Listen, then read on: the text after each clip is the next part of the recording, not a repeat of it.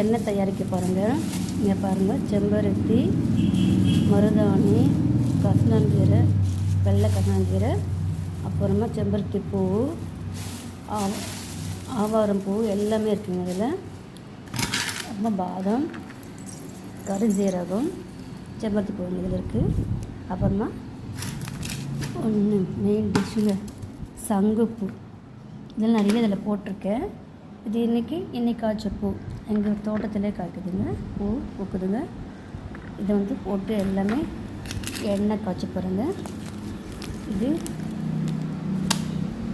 கொய்யா இலை, வெத்தலை இலை பாருங்கள், வெத்தலை, கருப்பு வெத்தலைங்க, எங்கள் தோட்டத்தை காய்க்கிற வெத்தலைங்க. இது வந்து எங்கள் கொய்யா இலை, எங்கள் மரத்தில் காய்க்கிற கொய்யா இலைங்க. அது நல்லா அலசணும், எது இருந்தாலும் அலசிட்டு தான் பண்ணணும். பாருங்கள், ரோஸ்மெரி, இது ஸ்லைஸாக சொல்லுவாங்களுங்க, இது ஜடா மஞ்சளுங்க. இதெல்லாம் போட்டால் தான் முடி கருக்கருன்னு வரும். நீங்கள் பாருங்கள், ஒரு பாக்கெட் இருக்குது. இதெல்லாம் நல்லா அரைச்சிக்கிட்டு இதில் எல்லாமே போட்டிருக்கோம். முருங்கீரை போட்டிருக்கோம், கருவேப்பிலை போட்டிருக்கோம். இங்கே பாருங்கள், கருவேப்பிலை, முருங்கீரை எல்லாமே இருக்குங்க. வெத்தலை எல்லாமே இருக்குது. ஆவாரம் இலை, அப்புறமா செம்பருத்தி இலை, செம்பருத்தி பூ அதிகமாக போட்டிருக்க எல்லாம் மூலிகை இருக்கிறதில்ல. இங்கே பாருங்கள், நல்ல எண்ணெய் சேர்த்துக்கணும். நல்லெண்ணெய் சேர்த்தா தான் முடி நல்லா வரும். விவிடி எண்ணெய் சேர்த்துக்குங்க. விவிடி எண்ணெய் எப்போவுமே நான் போட்டுட்ருக்கேன். முடி நீட்டாக தான் இருக்குது, கொட்டை மட்டும் நல்லாயிருக்கு. பாருங்கள், இதுதாங்க மெயின்.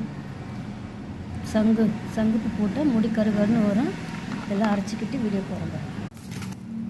எல்லாம் போட்டாச்சு பார்த்தீங்களா? இதெல்லாம் போட்டு கருஞ்சீரகம் எல்லாம் போட்டு அரைக்க போகிறேன். வெத்தலை பாருங்கள், வெத்தலை, கொய்யா இலை, மிக்ஸி ஜாரில் போட்டுட்டு அது அரைச்சாச்சு. இதை வந்து தட்டிட்டு நிழலில் காயில் போடணுங்க. நிழல் காயில் போட்டால் தான் நல்லா எண்ணெயில் போடணுங்க. நம்ம எண்ணெய் பாதி இருக்குது, அதை அரைச்சிட்டு பண்ணி அவங்க விட்டாங்க. இது வந்து அவரி பொடிங்க, பால்கனியில் அவரி பொடி, ஃபேஸில் அவரி பொடி வந்து நல்லா பிசைஞ்சிக்கிட்டு பாருங்கள். இப்போ தட்டி வைக்கணுங்க, மெலிசாக தட்டி வச்சா தான் வெயில் காயணும். பாருங்கள், இது மட்டும் ஆற போட்டால் தாங்க வெயில் படாமல், நிழல் படாமல் கொஞ்சம் அப்படியே இந்த வெயில் காஞ்சி வச்சா நல்லா ஆறுங்க. நல்லா ஆறுனா தான் எண்ணெயில் உடச்சி போடணும் காய வைக்கும் போது, அப்போ நல்லாயிருக்கும்.